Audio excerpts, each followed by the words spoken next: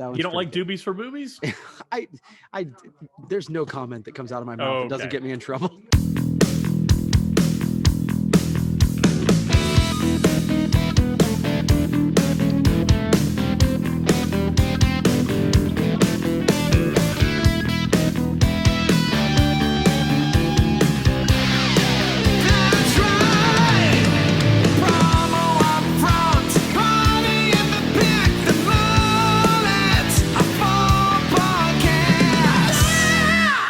Oh, and with the strain of that guitar, we welcome everyone to episode number 29 of the Promo UPFront Podcast. I am one of your hosts, Bill Petrie. With me, as always, is the Baron of Board Service, the technician of the Tom Show, the field marshal of the fashionable fist bump, the major of the mask, the one and only Kirby Hasseman. Kirby, how the hell are you?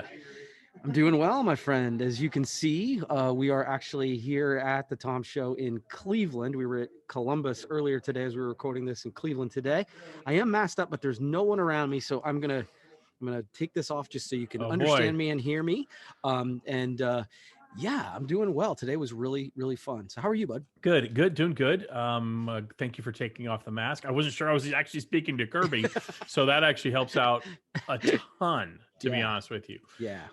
So no, doing well, doing really well, and you taking off the mask helps. But you know what else helps me on a daily basis, Kirby? What's that, Bill? That'd be our good pals over at Promo Pulse, and I've got something a little different today. So Okay. I got a testimonial. I love testimonials. I think they're the most powerful.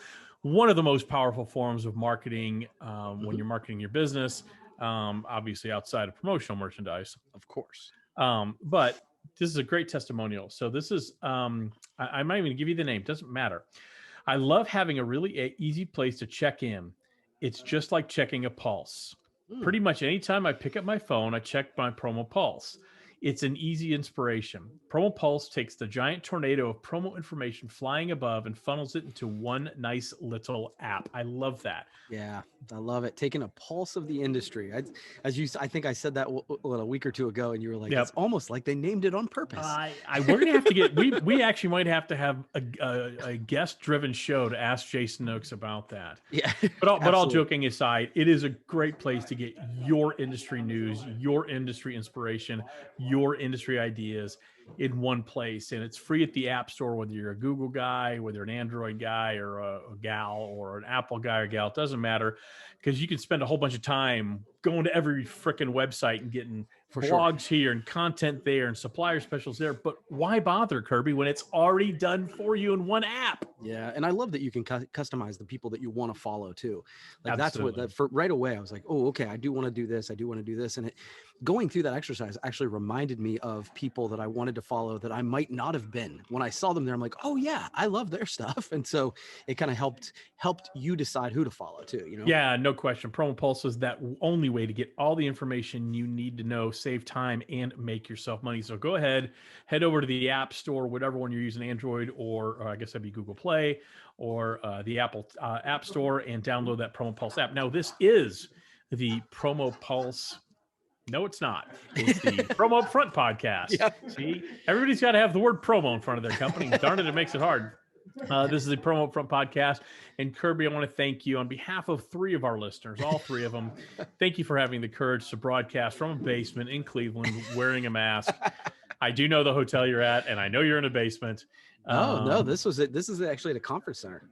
Yeah, it's the IX Center? No, it's called the La Villa Center. So well, anyway. Yeah, either way.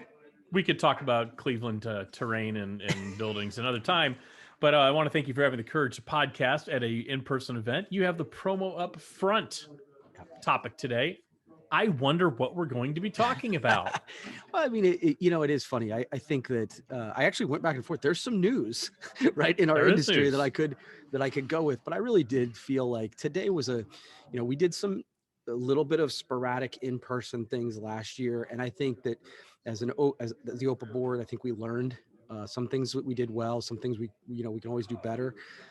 Today was gratifying to have an in-person event in Columbus, people walking in and saying, oh my God, it's so good to see product again.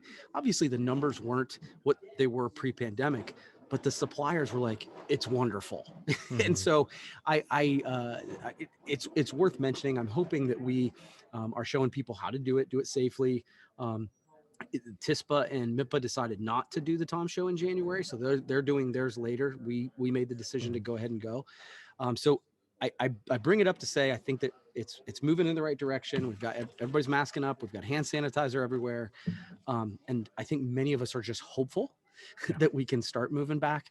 So I guess the question I wanted to ask you, and this is as I was kind of driving here thinking about it, I'm like, when do you think, not necessarily big ones, not CES, not Expo, when is your prediction that medium, small shows start happening closer to regular normalcy again? What's it?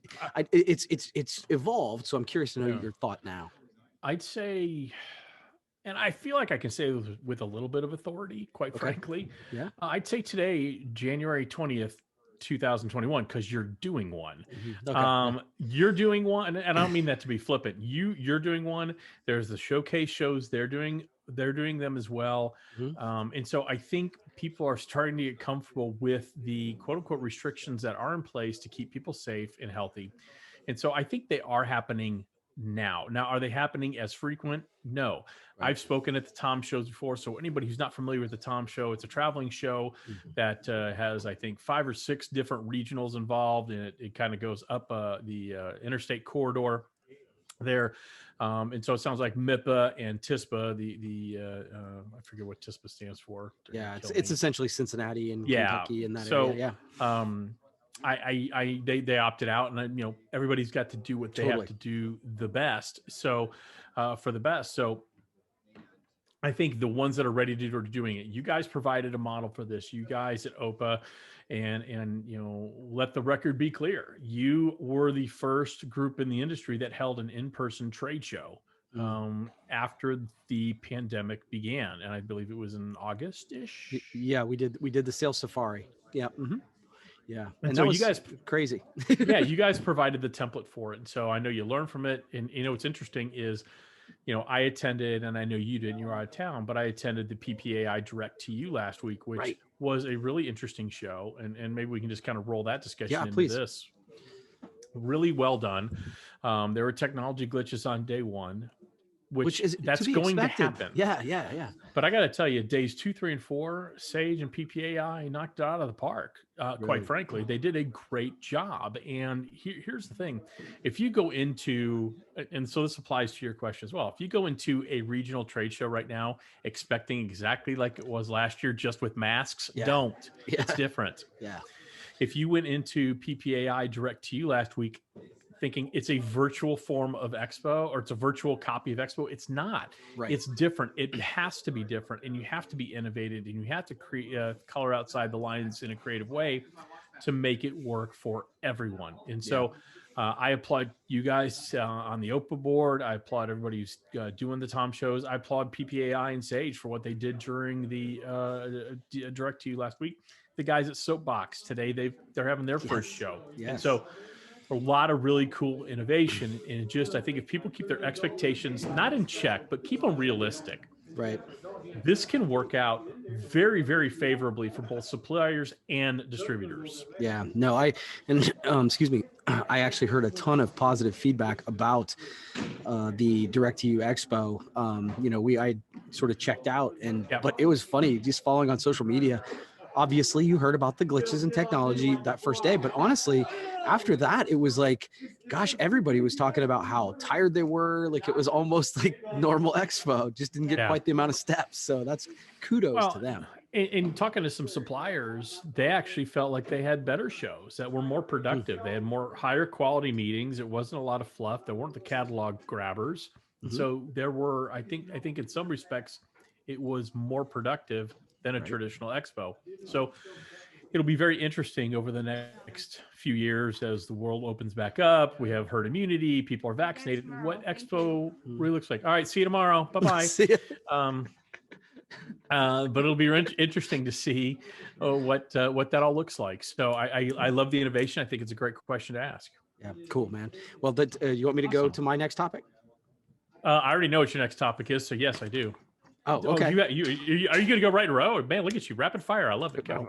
I've got my, I'm a little more spaced out. So, okay, you want me to go to the blog post that I wrote? Is that what you want me to bring up? I know. I got it right here. We're going to talk about optimist, pessimist, and realist. I'm glad you came around on my way of thinking, but please go ahead. I don't think I did.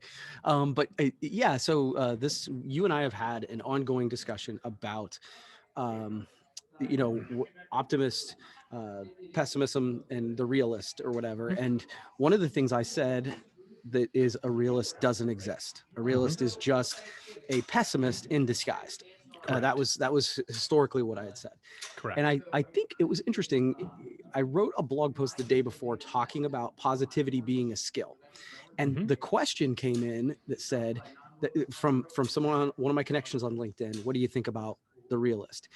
And I realized in responding to him, I felt like I was insulting anyone who I said that to. Mm-hmm. And I think the epiphany of my blog post to me was there's no such thing as an optimist, a pessimist, or a realist. They're not a person.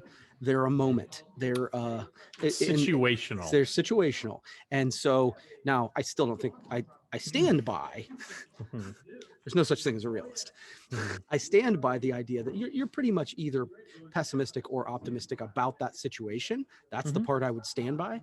And I think it's the reason that it makes sense to me, because I think that I would say in our discussion on the podcast, you said, do you think I'm a pessimist? And I'm like, no, I don't think you are. But I think in those moments, you are taking a pessimistic point of view. So that's where I land.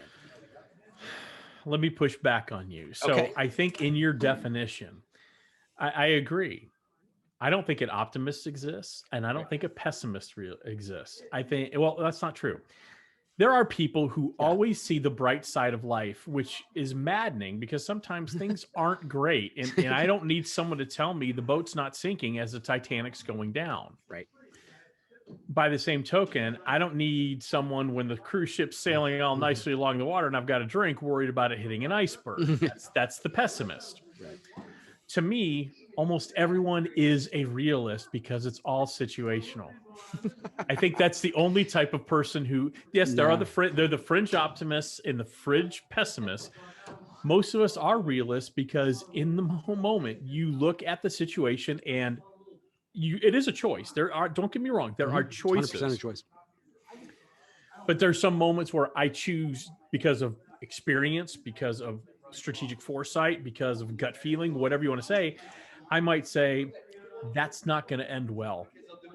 It's not necessarily a pessimistic view. That's, in my opinion, taking all the information I have and saying, I don't think that's going to work out. Or on the flip side, taking all that information again, saying, I think that will work out. So I think the only person that exists really is a realist. Yeah. So that's the part where we disconnect, because I actually don't think, I think in that moment, you're taking a pessimistic point of view.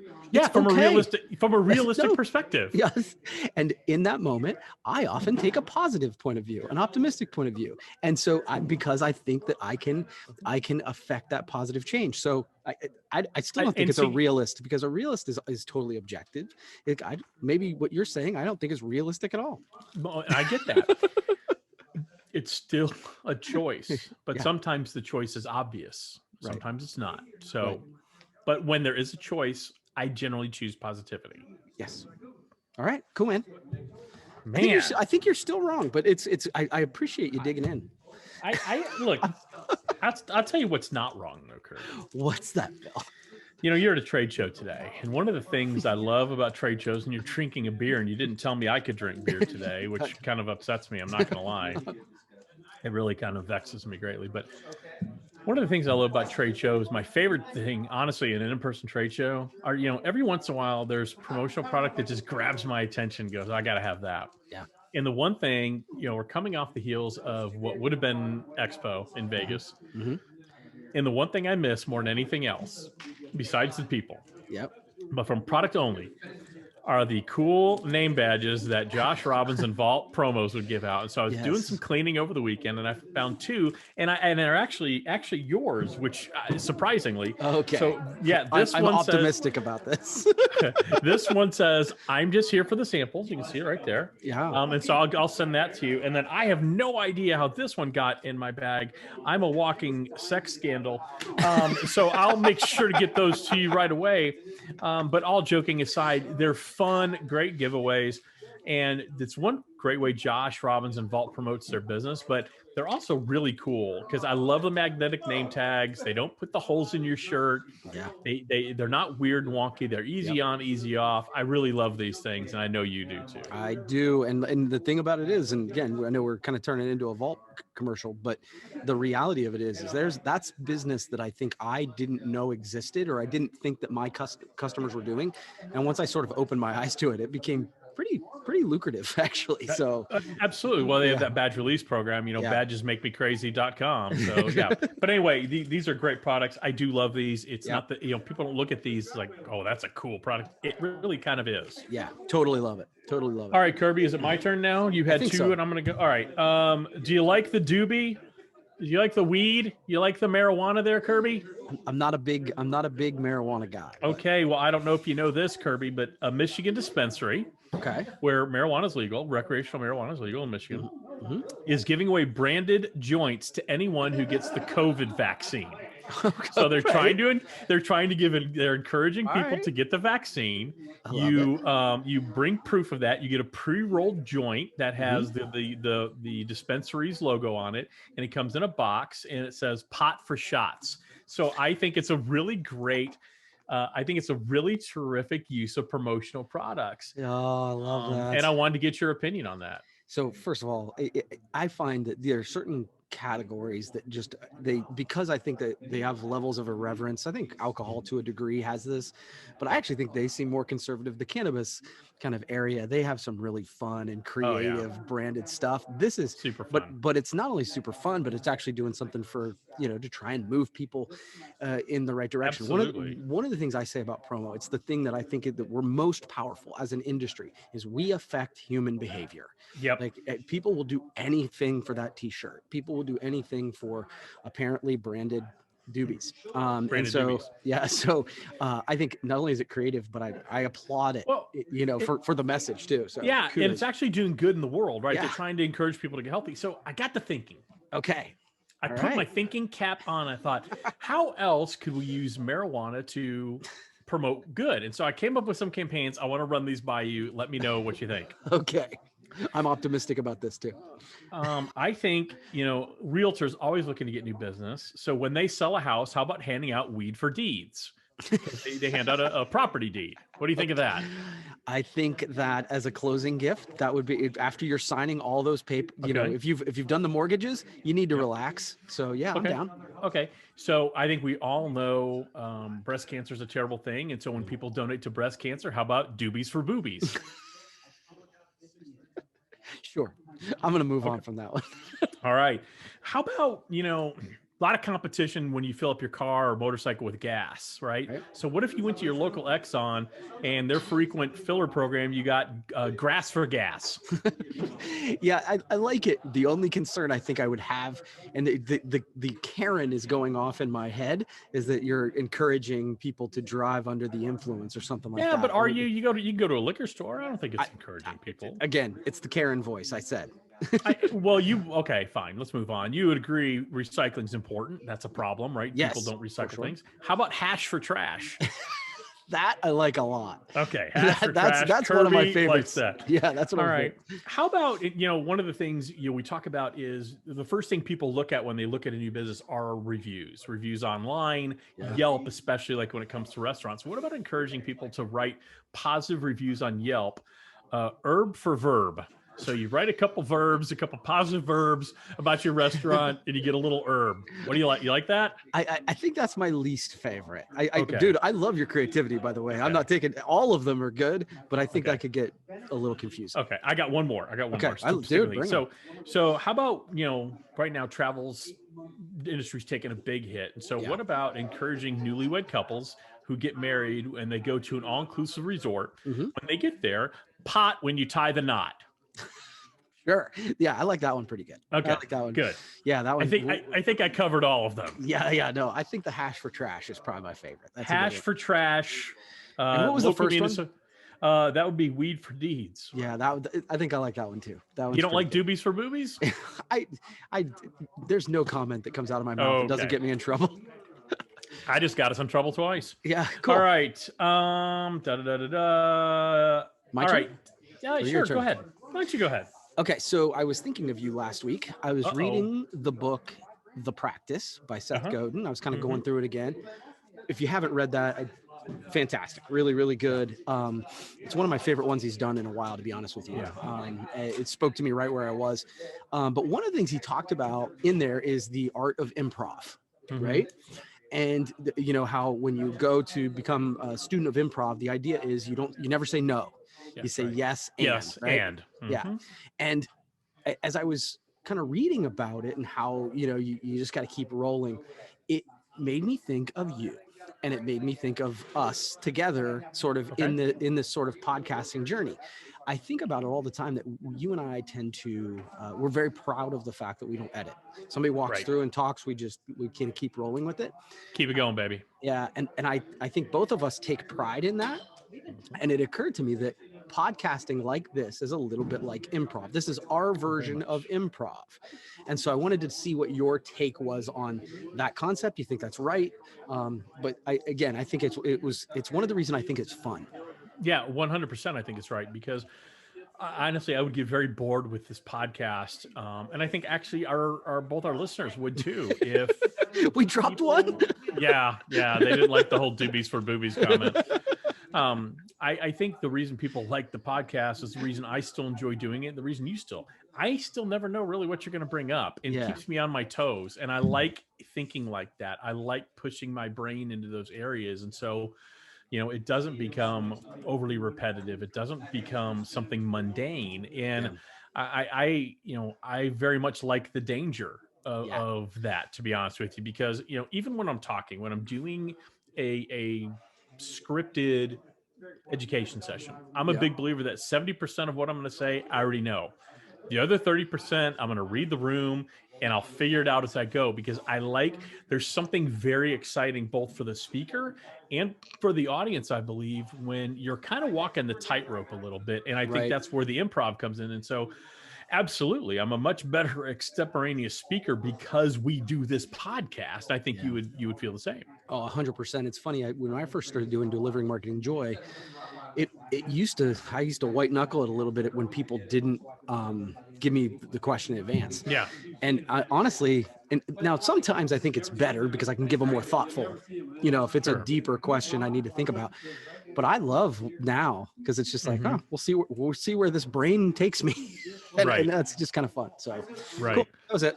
All right. The only other topic I have, and we'll touch on it and then we'll go to the game, is, again, we try not to talk about this stuff, but it is kind of a little bit of news. So S&S Activewear just got a major influx of cash from CD&R, a private equity firm. So they're now major stakeholders in S&S Activewear, along with the current owners and management, focused on long-term growth. The executive team will remain in place. The things people usually say when this happens. Yeah, right.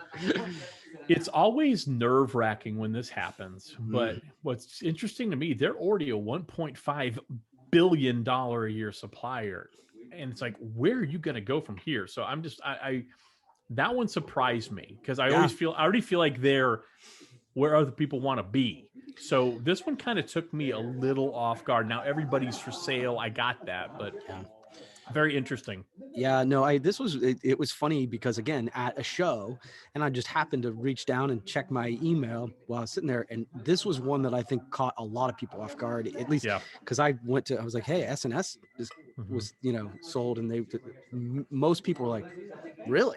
Yeah. And that was really now by the end of the day, everybody's like, hey, acquisitions happen every day. We move on. But yeah, these kind of things are, you try to be optimistic. that they're going to keep the because they obviously were doing something right to become 1.5 billion. You're going to keep that sort of thing in place. But on the other side, I'm like, man, I get it. If you have more cash to play with, generally means good things. Generally, it generally means good things. Hope it means good things, not only for distributor clients and end users, but also good things for the people in S&S. We both have a lot of good friends at S&S. Yeah, for sure. So we hope it goes well. Yeah, for sure. Awesome. All right, Kirby. We are now at the party in the back part of the podcast. It's where we're going to have a little fun. And I thought today is Inauguration Day, not getting political, but today is Inauguration Day. Joe Biden is our 46th president. I thought we'd do a little inauguration trivia. Oh, man. I'm going to be terrible, just so you know. No, there are no wrong answers. Well, actually, all of them are probably going to be wrong. All right, real quick. We'll go through these quickly. Who had the shortest inauguration speech ever of all the presidents? Shortest inauguration speech ever. I'm going to go George W. Very good. His second one was 135 words. His second inauguration address. So I got that right? Yep. Okay, so write that down. I did. Who had the longest? Go maybe Barack. William Henry Harrison, more than 8,000 words. In fact, it was a really cold day. He kept droning on and on. He got sick. He is also the shortest serving president because he died 31 days after he took office because he droned on and on during really crappy weather. And he caught pneumonia. Okay. All right. Only president to be sworn in by a woman. Sworn in by a woman. I'm going to try Barack again. Nope, LBJ on the plane after Kennedy assassination. Oh, What phrase has... Okay, this is stupid. We're not playing this anymore. New game. We're done. This is boring. This is terrible. Okay, whatever. Rapid fire, Kirby. Okay. There are no wrong answers. Strange Oreo flavors. You have to take one. You have to eat one of the Oreos or the other. It doesn't matter to me which one you pick, but you have to pick one. Okay. This is the strangest left turn I've ever... I love it. Let's do it. Are you ready? Strangest Oreos flavors. Yeah, whatever. Yep. So you got to pick one. Cherry cola or pina colada thins? Pina colada. All right. Banana split or rainbow sherbet? Rainbow sherbet. Watermelon or lemon twist? Lemon twist. Firework, which has like Pop Rocks in it. Okay. Or Peeps, which tastes like the marshmallow flavored cream situations you get at Easter. I'm going to go with the Pop Rocks one. Swedish Fish or Cool Mint? Ooh, I'll go Swedish Fish. Wrong. Cool Mint. Kettle corn or caramel apple? I'll go kettle corn, I guess. Okay, we just passed Christmas. Gingerbread or candy cane, Kirby? Candy cane, sir. Dunkin' Donuts mocha or jelly donut as we go into breakfast? I'm going to go Dunkin' Donuts. All right. Root beer float or fruit punch? I'm going to go fruit punch. Limeade or lemonade? I'll go lemonade. Fruity Crisp, which is embedded with Fruity Pebbles cereal, or peanut butter and jelly? Oh, Fruity Crisp, for sure. I love me some Fruity Pebbles. Red velvet cake. Okay. Or marshmallow crispy. So it has little marshmallow treats in there. Just so we're clear, this all sounds gross to me, but I'm going to go with the red velvet cake. All right. IPA or Long Island iced tea? Ooh. I'm going to go IPA. Both made up. Both would be terrible. Kirby, you did a great job on the game. Thanks, man. The rest of those were not made up? The rest of them were true. The IPA or Long Island iced tea was completely made up. So. Okay, got it. But you know what's not made up? What's that, Bill? The fact that you can have the pulse of the entire industry in the palm of your hand, you don't even have to pay for it. A lot of people think, wow, okay, you're telling me I can get the pulse of the entire industry in the palm of my hand. I'm going to pay like $1,000 for that because I need that. No, put your money away, goofball. Okay? Put your money away, screwball. It's free. You go to your app store, Google Play, Android, whatever, and the Apple App, the iTunes App Store, Apple App Store, download Promo Pulse. It's going to give you the entire pulse of the entire industry, your ideas, your inspiration, your information, all in one place. It's catered to you, it's directed to you, and it's right there on your phone. It's such a great service. So download that today. People love it. We love it. You should love it as well. Love it, man. All right, Kirby. Well, I want to thank you again for having the courage to do that in a ballroom of a hotel I've never been to and broadcast from a remote area in the land of Clee. You bet, man. This has been fun. Mask up.